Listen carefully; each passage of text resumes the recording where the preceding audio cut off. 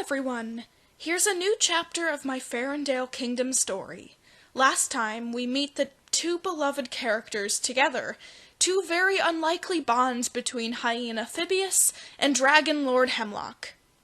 Phibius ran face first into his hope of overcoming his lifelong fear of dragons, becoming well to know that there are those of them who are kind and giving. Even feeling safe amongst his new acquaintance, he was taught a great lesson.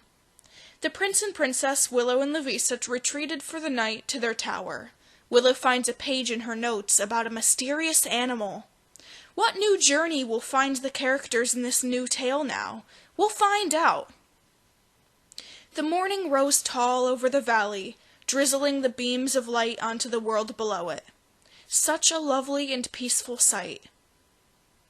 The couple sat with their small teas and fresh fruit in the window of their little castle-like structure. Willow rummaged through the pages of one of her journals. Some pieces read little fables and tales, dreams she's had and encounters with creatures she's had. She perked up. "Ooh, I forgot! I marked this page last night to look back at. Griffins," she read. "There's a feather in it from my childhood. I always knew they were real. In some strange way we can't understand, I always believed it. How could so many ancient depictions be wrong?" she remarked. She suddenly looked in the hazel eyes of her partner. "Do you know what this means? I get the sudden urge to call upon a creature like this." "Would you be opposed to having a griffin around?" she asked him. "No, not at all. In fact, I think that would be pretty neat," Lou replied. "Great then," Willow said excitedly. "Well, why don't we go now? I have a funny feeling there might be something we'll want to take note of." The couple raced on their boots and hopped out of the little tower hideaway and mucked around the sloppy grass of the morning after the rainstorm. It smelled very nostalgic in the air. Louisa pointed out a grove deep in the corner of the forest. Rocks got larger as they walked towards it. There was a feather lying around the ground in the center. It blew around in the wind swiftly and gently as it rolled around the moss. Willow got a tingling sense that something watched them from very near. She spoke. I get this feeling something knows about us. It is almost as if something already knows we came searching for it. Never underestimate the psychic abilities of other realms' creatures. And you two are very keen at understanding my next thoughts before I even speak," she said. "You know what others intend much more easily than one with a mind born through a different style of universe," she continued. A creature rolled through the darkness of the thickets around them, being as quiet as possible. Eyes yellow and big, peeking through the brambles and berries upon the two unsuspecting lovers. As they stood around watching the trees around them, grasses tall with bugs crawling on their small blades, they sat down. Willow and her partner held hands and closed their eyes, beginning a call upon directed at the creature they sought. "We are here to find a griffin. An urge has called me to take action as there must be a soul in need of accompanying us on our journeys. Rarely do I get odd feelings, and they mean nothing. We welcome a kind spirit to come forth, a respectful and caring creature. I do not understand how you work or speak, yet I am willing to learn," she said. The wind got chilly, and when they opened their eyes, the creature rustling in the brambles was upon their clearing, face to face. He was tall, grayish-brown with green-tipped wings and golden eyes that seemed to shimmer like an animal in darkness. The large beak of the creature had puffs of stray hairs and feathers and a sharp point to the end of it. The animal stood before them and gave a silent but serious scry into the couple's eyes. Keeping still, she remembered a name that she had thought greatly of. Nimbus, a cloud so beautiful. She asked Louisa to communicate with the being, asking if it accepts their intentions and journey together, welcoming it to stay near them when it wants. After all, it most likely had a busy life of its own in its own magical way. Louisa held his hand out to the creature and thought deeply.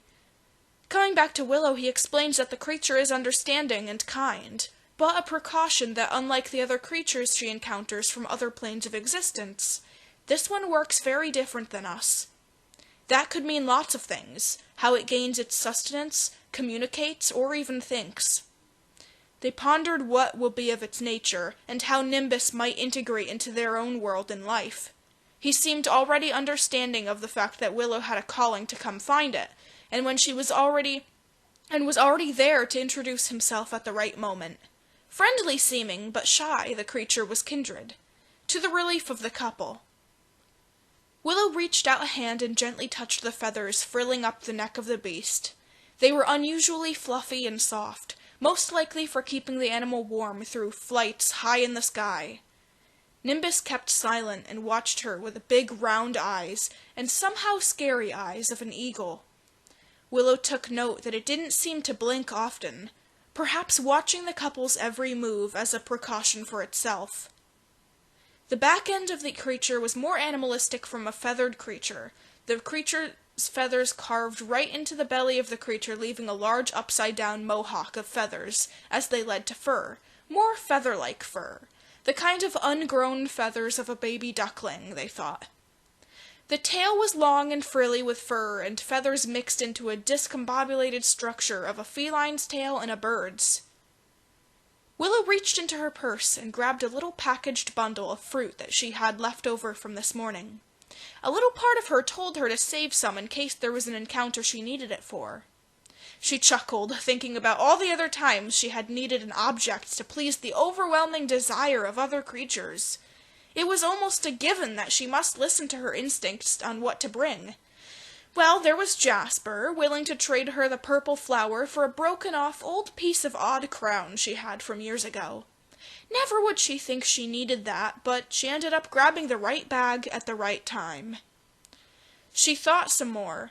There was random as it was, a raspberry cookie, ready to tame the beast in the caves needing a sweet treat. Oh, that was a scary experience. There was another time, she recalled. Mollusk. He didn't need something in return, but was more giving and friendly. But he needed Willow to be in her natural happy self, painting a picture of the landscape, to know that she wasn't going to be fishing up all his fish instead. Clarence, seeming an unfriendly large earth spirit, relied on her flute to scare away little mites that were eating away at his leafy scales. So much happened to her which she needed a way out of. Those encounters really seemed to teach her that she needed a random purse with her everywhere she went. She held up the fruit to the creature. It turned and sniffed it strongly, and then snatched the fruit up. The paper blew around, but Willow kept a firm hand on the corner of it. The creature devoured the little cuts of strawberries, blueberries, and seeds. It then licked its beak and jumped at Willow with large round eyes, very excited and happy. The griffin was in love with the treat. Willow smiled and gestured a big hug with wide-open arms at the creature.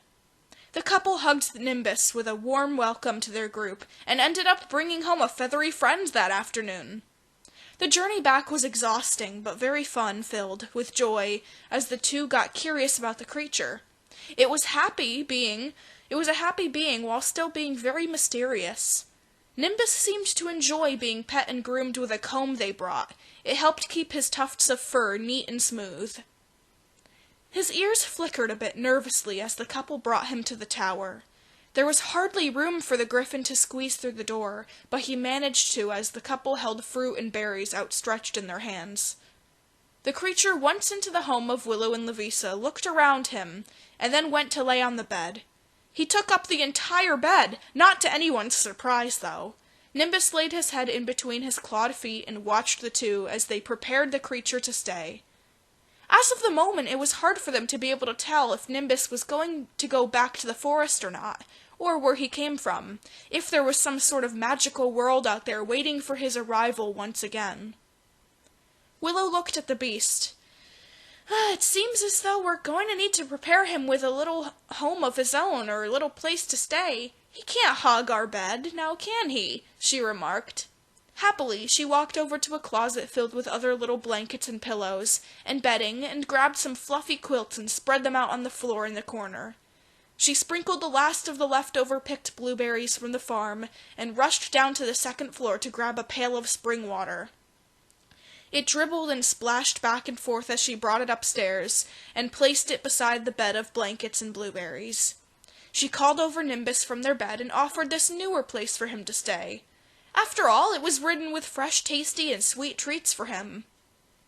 The Griffin perked his head up and scouted around, excited as he smelled the berries, and he slowly made his way from the corner of the room to the other corner with the setup. He walked in a couple of circles and laid down with his head straight up as he observed the new environment. Willow looked at her partner. "It seems as though he doesn't have a desire to leave," she said. "He must find comfort where it's warm, maybe knowing there's some people who care for him now. Perhaps the wilderness is not the place he wants to be all the time. We'll just see what happens. He's magical. Maybe one moment he'll disappear for all I know.